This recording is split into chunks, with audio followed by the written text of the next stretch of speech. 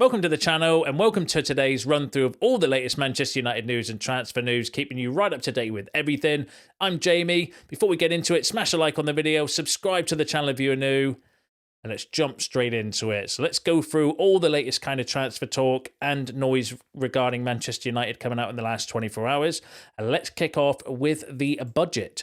So Manchester United are set to spend at least £200 million in the summer if they beat Tottenham and have a place in the Champions League next season. Now, that came from a report that I read on Give Me Sport. However, the source of the information came from Ian Ladyman, who is a editor for the Daily Mail, where he was on a podcast recently and had the following to say. So to answer your question, somebody told me that there's a ballpark figure of around £100 million to spend for Manchester United without getting into the Champions League, which is why we've seen them dip their toe in the water for Cunha at Wolves and Delap at Ipswich.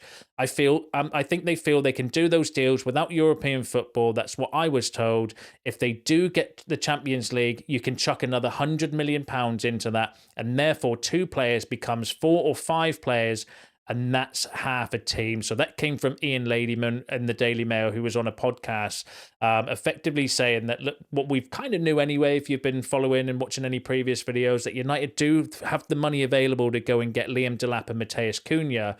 But obviously further additions on top of that would either require player sales or Champions League money. And that's exactly what Ian Ladyman is saying there, that effectively if we do qualify for the Champions League, and I am proper bricking it already about next week, by the way, let me know in the comments if you're kind of nervous or how you're feeling ahead of the game, but I am already shitting myself. I don't know how I'm going to sleep on Tuesday night ahead of that game. I've taken Thursday off of work as well because I can't cope with it. I think I'm going to be drowning my sorrows or celebrating all night after next week as well, but give us your thoughts on that. But going back to the story, so effectively, we've got the money available to do Cunha and Delap. That's why we're pushing ahead for those deals. That's why we're making the moves early. That's why we're trying to get these deals done as quick as we physically can. You've got to remember, in terms of that, their release clauses don't actually kick in yet until this summer, and we're trying to do personal terms. And we know the Delap news, been covering it over the last few days as well. I don't want to keep going over old news. There is no kind of real updates at the time of recording this video regarding Delap. It's still believed to be between us and Chelsea, although recent reports are maybe tipping him more towards United, but we'll need to wait and see how that kind of happens. And Cunha we're in talks with.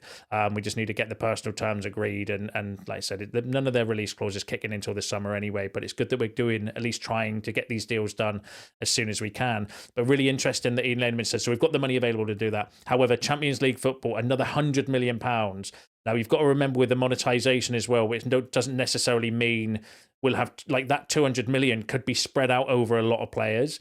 Because with Cunha, for example, we're not going to give them the £60 million outright. And with Liam Delap, we're not going to give them the £30 million outright, although that might be more plausible because there's a lower amount. But with Cunha, we're going to try and do it in installments, which over like 2 or 3 years.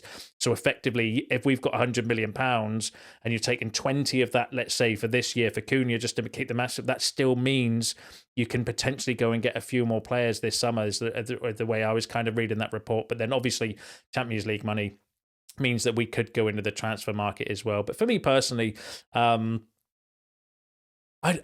don't necessarily care how much money United spent. That has zero impact on me how much money Manchester United spend. It's about how many players we get. We need players in the door, and quality players as well. So it's all about, like, I couldn't care less if we went and got 6 free agents and didn't spend anything. As long as those 6 free players were good players and will improve the team and will help us take the next step in the right direction of rebuilding the team and the squad. So for me, it doesn't matter how much money United spend, because, you know, it doesn't make a difference. Doesn't make a difference to me as a fan, but it's about bringing in the right quality of player and the right kind of profile and the right scouting. And we do need, you know, we need multiple positions covering. Obviously, the report yesterday from Samuel Lucas, where they want 4 key signings, so 4 first-team players. That's how I read that.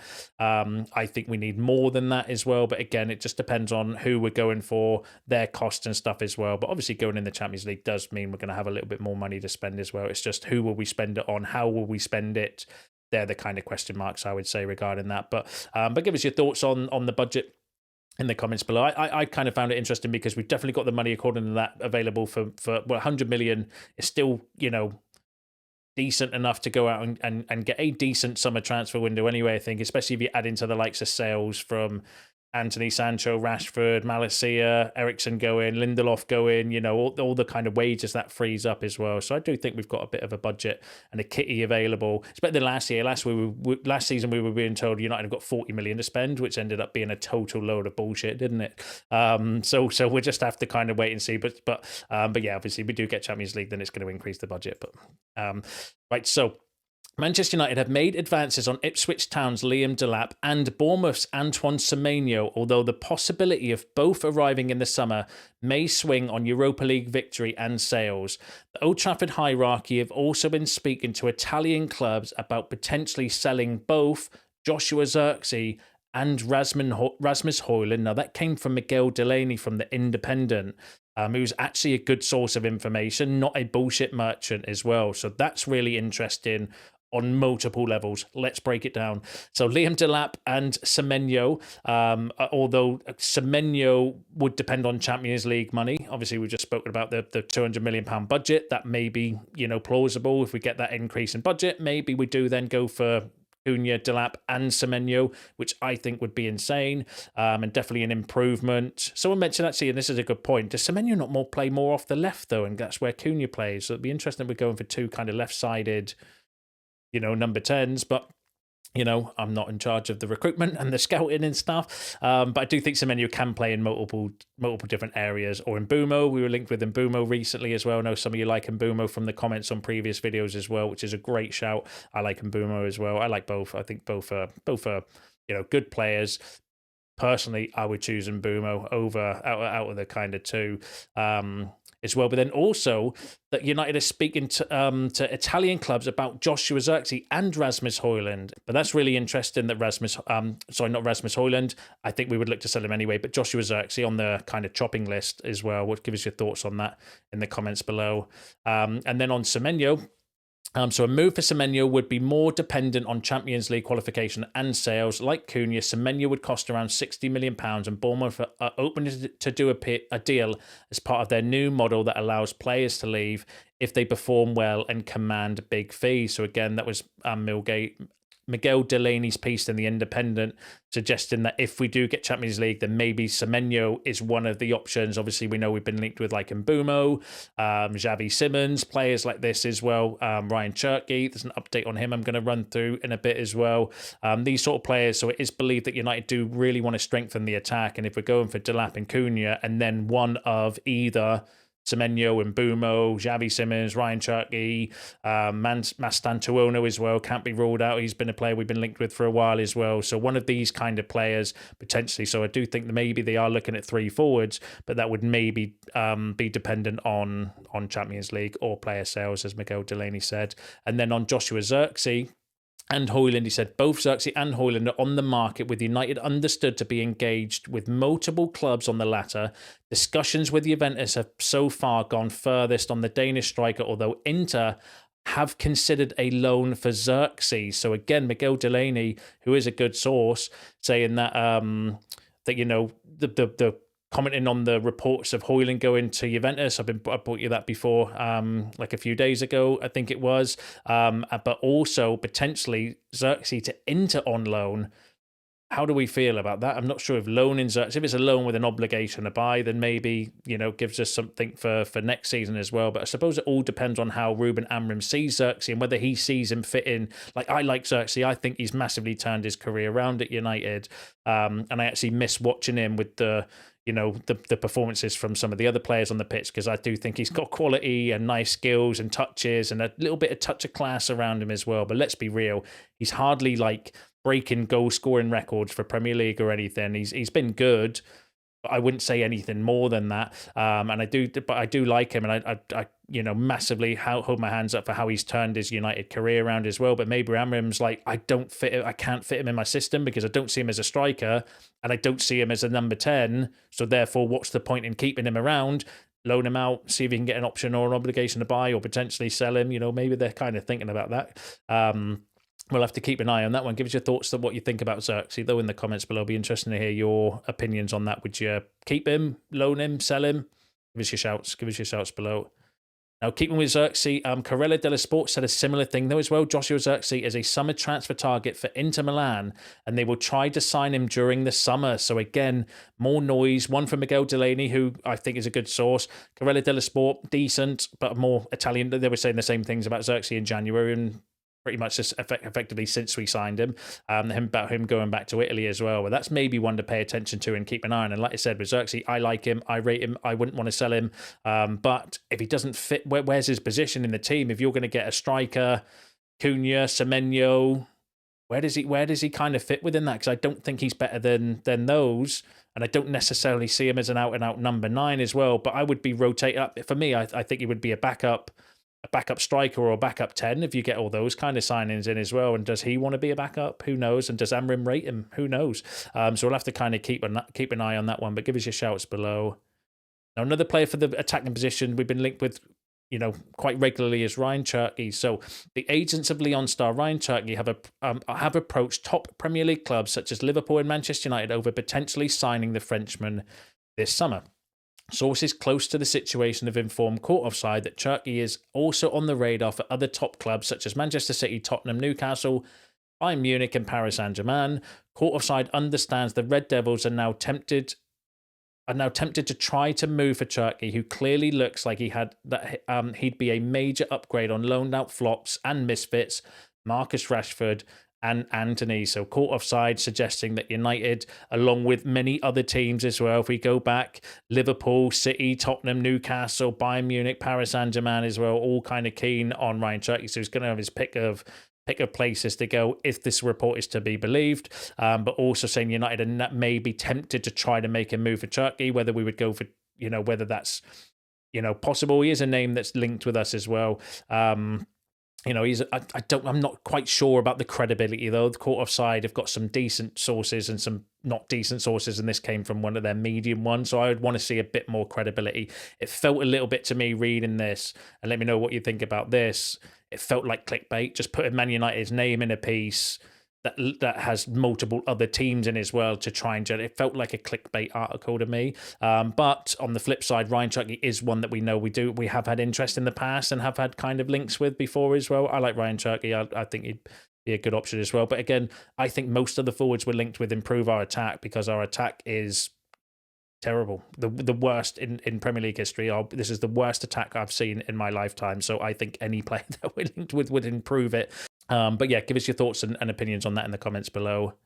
Let's move on to some other news. So United do not regard a goalkeeper as a priority target this summer. They have prioritised 3 or 4 key signings, with their prime targets a playmaker, Cunha, a striker, Delap, a midfielder, Edison's the one that's kind of heavily linked with us as well. So this was from Samuel Lucas. So if you watched yesterday's video, there was a report from Samuel Lucas saying United are targeting 4 key signings, but he didn't mention in that particular piece at that time what areas. We know we need a striker, number 10, and then it was a kind of, midfield, defender, goalkeeper. It's personal kind of preference from there as well. However, Lucas had come out now saying it's not a goalkeeper, so the 4 positions, maybe it's 3 forwards and a midfielder.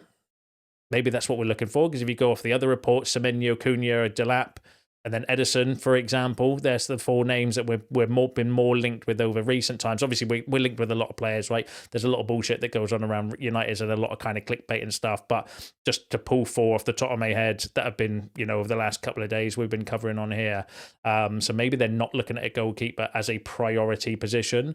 Samuel Lucas did go on to say, though, that Ruben Amorim wants a new goalkeeper, but United have no plans to spend a significant sum on one unless Andre Onana leaves. Onana wants to stay at United, and his recent switch to Lyon Sport Group agency was not with a view to a summer transfer. So remember, Onana changed agency in December, which, was believed that it might be to try and initiate a move in the summer. However, it's come out since he was trying to negotiate a contract or a new contract because of his 25% reduction in his pay. So it'll be interesting to see what Onana decides to do. If we don't get Champions League football, I think, would he then, potentially be more inclined to want to leave? Because obviously they might get another pay cut, and he doesn't want to. He was already moaning about the 25% pay cut for not being in the Champions League this season as well. Who knows? But Samuel Lucas saying that, look, the goalkeeper situation is still a little bit up in the air. It would depend on Onana going, I think, reading between the lines.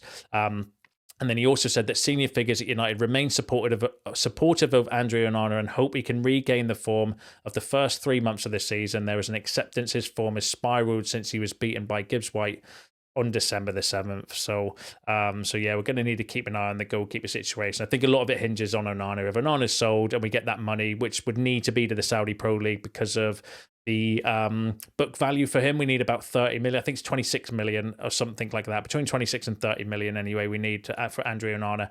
And, you know, unless we get that, he's unlikely to go. Where's he going to go for his wages and stuff as well? It's going to be Saudi. If the Saudi Pro League come in and buy Onana and he wants to go and we get money for him, then yes, we'll go out and get a goalkeeper. Otherwise, I still think we'll get a goalkeeper, but it's going to be a backup. It's going to be someone to replace Bayenda, who apparently wants to go as well. So, but yeah, we'll keep an eye on it for you.